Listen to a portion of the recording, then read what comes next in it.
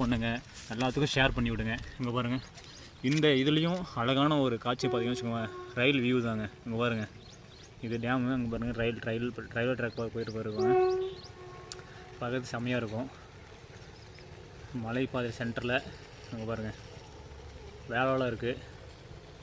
அது அந்த மாதிரி ஒரு காட்சியை பார்க்குறதுக்கு கொடுத்து வச்சுருக்கணும்.